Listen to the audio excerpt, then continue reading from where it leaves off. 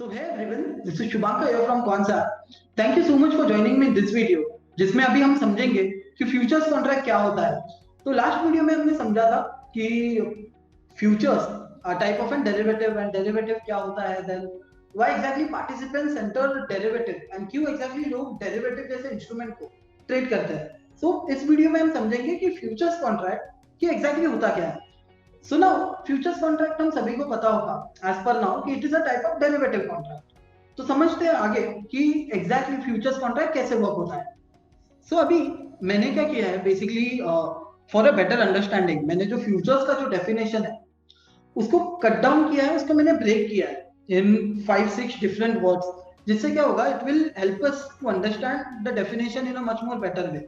तो थियोरेटिकली ये जो डेफिनेशन है फ्यूचर्स का, फ्यूचर्स क्या होता है एग्जैक्टली एक बेटर हमें समझने में आ जाएगा। So now coming to the definition, what are futures. So futures are contract to transact an asset. ठीक है, एक कॉन्ट्रैक्ट है जो हमें अलाउ करता है एक एसेट के ट्रांजैक्शन के लिए। तो ट्रांजैक्शन यहाँ पे क्या हो सकता है, बाय या सेल। ठीक है, कॉन्ट्रैक्ट क्या है कि हम फ्यूचर्स कॉन्ट्रैक्ट बाय कर रहे हैं, तो it is allowing us to buy an asset. तो एसेट क्या है हमारा, अंडरलाइन। अंडरलाइन क्या है, हमारे शेयर्स। ठीक है, it is allowing us to buy the underline which is shares, which तो futures obligates the parties.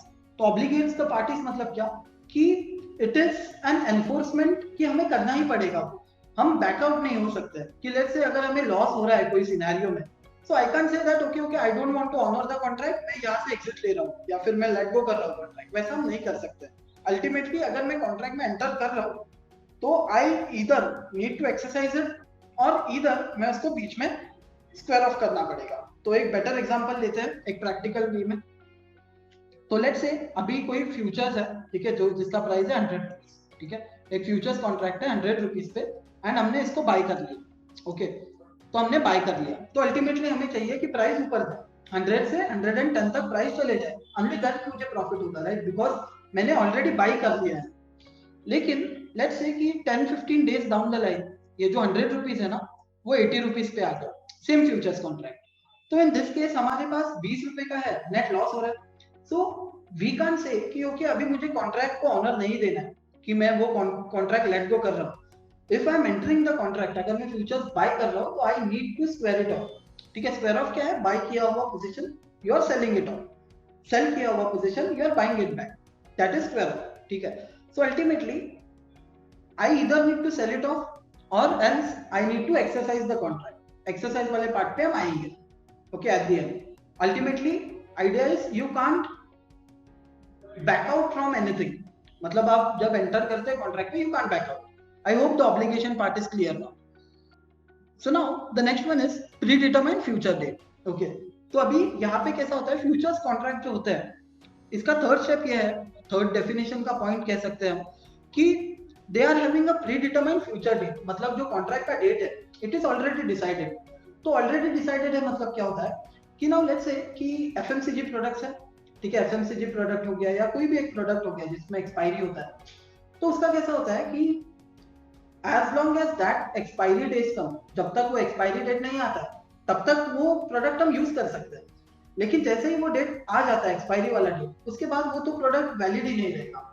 So let's say कि कुछ एडिबल प्रोडक्ट है, ठीक है, तो वो हमने बाय कर लिया, उसका एक्सपायरी डेट है for next 1 year. Let's say कि उसका जो ये है एक्सपायरी डेट है which is 31st of December 2020। ठीक है, तो उसके बाद तो अल्टीमेटली हम इवन 1st ऑफ जैन को वो प्रोडक्ट को कंज्यूम कर ही नहीं पाएंगे क्योंकि it is already expire. Correct, उसके बाद उसका वैल्यू जो है it would be zero. That जो प्रोडक्ट हमने बाय किया है अल्टीमेटली उसका कुछ वैल्यू ही नहीं रहेगा, it will already get expired. तो उसके बदले हम नेक्स्ट प्रोडक्ट लेके आएंगे similar type of. Okay, so अभी समझते हैं सेम एग्जांपल को in terms of market, what does predetermined date means. तो चलते हैं हमारे वेब एप्लीकेशन पे and let's try to make the complex thing simple. तो अभी we are in our web application and we are using the built up tool जो is completely related to futures. तो जहां पे हमें फ्यूचर्स के डेटा के बारे में देखने मिलेगा। So now the concern predetermined वाला जो कॉन्सेप्ट है तो वो यहाँ पे है on the top left corner which is the expiry date. 24 June, 29th of July, 26th of August, so let's say 24th of June. तो अभी अगर मैं निफ्टी का 24th ऑफ जून वाला कॉन्ट्रैक्ट मैं अगर बाय करता हूं ना, which I have decided the future date in advance, मतलब कि 24th ऑफ जून जो है वो एक्सपायरी डेट होगा, उसके बाद में 25th ऑफ जून को भी वो कॉन्ट्रैक्ट इफेक्टिव नहीं रहेगा, it will automatically expire, next contract आ जाएगा, मतलब और जो उसके बाद वाला एक्सपायरी है उसका कॉन्ट्रैक्ट आ जाएगा अक्टूबर सीरीज का। नाउ ये एक्सपायरी डेट कैसे डिसाइड होता है? तो expiry date is simple, every last Thursday of the month is the expiry date for futures. मतलब लेट्स से कि अगर लास्ट थर्सडे ये मंथ का 24th ऑफ जून है, तो that becomes my expiry date. अगर एक्सपायरी वाले दिन पे विच इज लास्ट थर्सडे पे अगर बैंक हॉलिडे आ गया या मार्केट बंद है, so that one day prior to the expiry date which is Wednesday becomes my expiry date. तो बेसिकली प्री डिटरमाइंड डेट क्या है? जो फ्यूचर्स डेट है, जो आगे आने वाला डेट है, तो आगे आने वाला डेट क्या है? Expiry date, it is already predetermined. ठीक है, कॉन्ट्रैक्ट का डिटरमाइंड डेट ऑलरेडी है कि हम अगर कोई कॉन्ट्रैक्ट एंटर कर रहे हैं तो उसका डेट है 24th ऑफ जून, या फिर जो भी हम सिलेक्ट कर रहे हैं। तो usually there are 3 types of expiries जो वैलिड रहते हैं as per the exchange.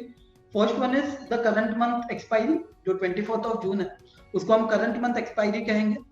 29th of जुलाई वाला जो एक्सपायरी है, it will be called as next month expiry. Similarly, 26th of August का जो एक्सपायरी है, it will be called as far month expiry.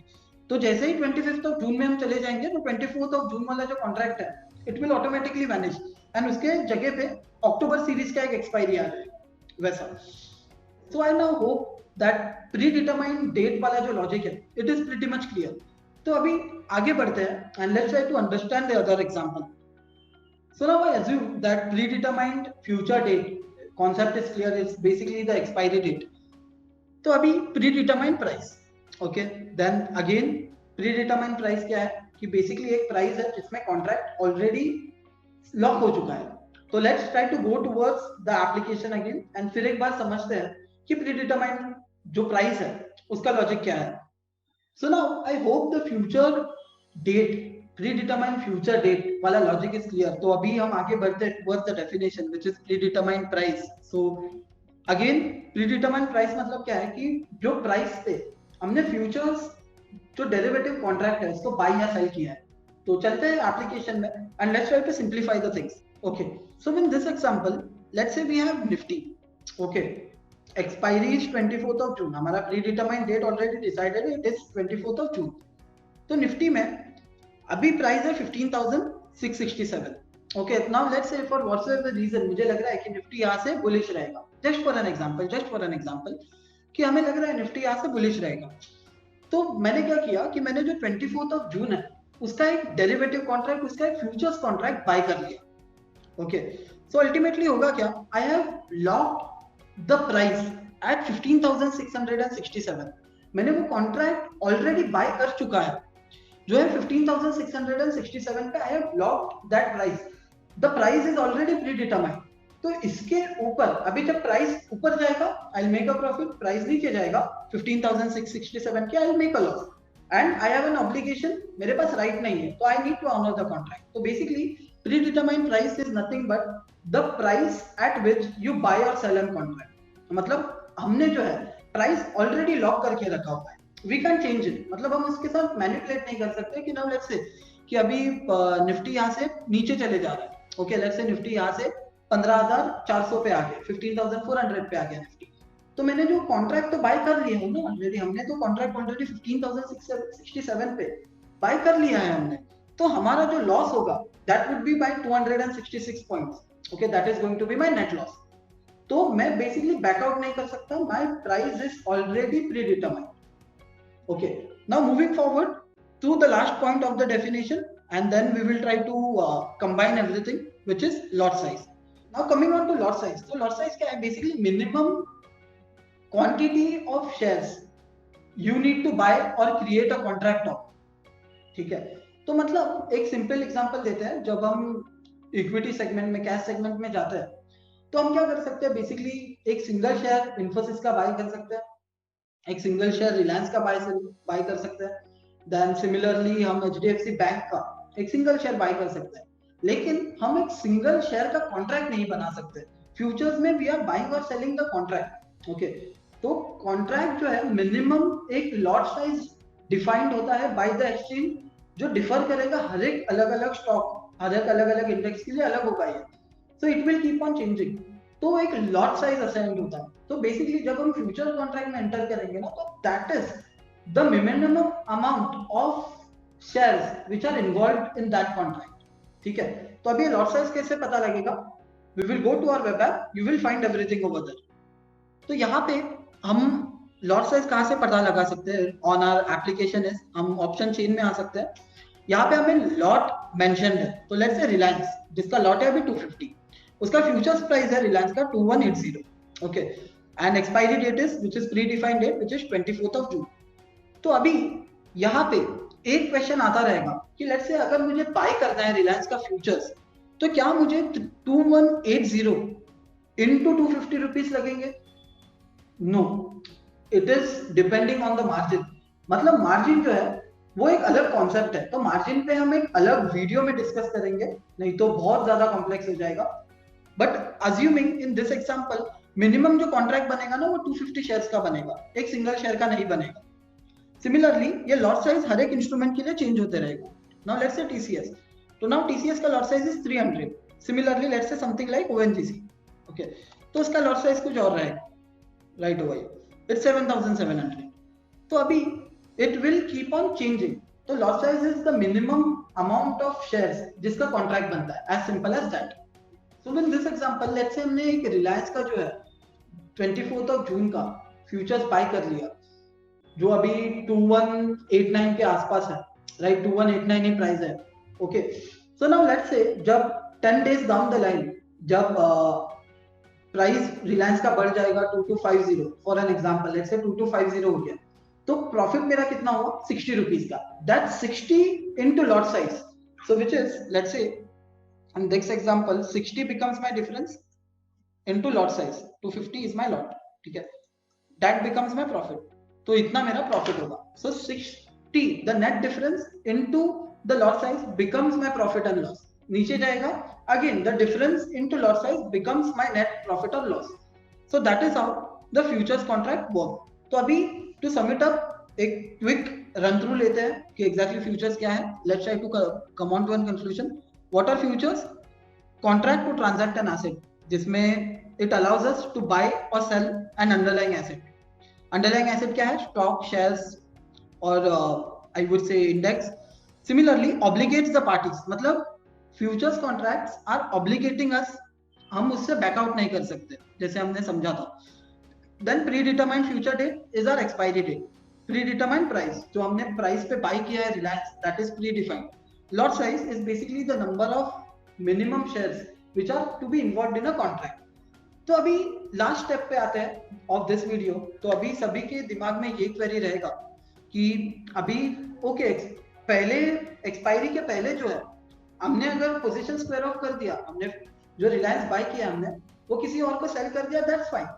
ठीक है, कि हमने लेट्स से 2189 में बाय कर दिया, 2250 में सेल कर दिया, 60 रुपीज हमारा प्रॉफिट आ गया। लेकिन अगर हम एक्सपायरी डे तक होल्ड करेंगे तो क्या होगा? How does settlement happen then? तो सेटलमेंट के बारे में समझते हैं अभी। So there are two types of settlements which do happen. So first one is cash based settlement, next one is delivery based settlements। ठीक है, तो cash based settlement क्या होता है? It's simple। जो हमारा 60 रुपीज का नेट प्रॉफिट हुआ था ना इन रिलायंस का case, let's say 60 rupees into 250, okay 250 the lot size, जो नेट डिफरेंस है, जो भी पीएनएल है, that would be settled in our margin money. मतलब इन शॉर्ट हमारे पास आ जाएगा, वो हमारे बैंक अकाउंट में ही आ जाएगा in short. And second one is delivery based settlement. Delivery based settlements क्या है कि बेसिकली जो 250 शेयर्स है रिलायंस, उसके मुझे डिलीवरी लेना पड़ेगा। उसका जो मुझे है वो अमाउंट जो है, जो भी प्राइस है रिलायंस का इनटू लॉट साइज, वो हमें पे करना पड़ेगा एंड एक्चुअली हमें वो डिलीवरी लेना पड़ेगा वो शेयर्स का सारा। वो धीरे धीरे करके आता है एंड अल्टीमेटली हमें जो है इन द ओपन मार्केट वो शेयर्स को सेल करना पड़ेगा। We need to square off the positions in the open market. Settlements के ऊपर we will make a detailed video once हम ऑप्शंस के पार्ट से क्लियर हो जाता है। तो ऑप्शंस एंड फ्यूचर्स का कैसे सेटलमेंट्स होता है, we will make a detailed video on that. But as of now I would say that was it from this video, जिसमें हमने समझा फ्यूचर्स क्या होता है, हमने समझा कि predetermined price, predetermined future date, lot size क्या होता है, and just a gist about how settlements happen. And आने वाले वीडियोस में हम समझेंगे कि ऑप्शंस क्या होता है, what is call option, what is put option, and a lot of other theories which related to futures and option segment. तो इफ आप लोगों को वीडियो पसंद आया, you can hit the subscribe button, you can hit the like button, and also you can hit the bell icon, तो आप लोगों को नोटिफिकेशन आ जाएगा whenever we post something new. Thank you, see you all in the next video.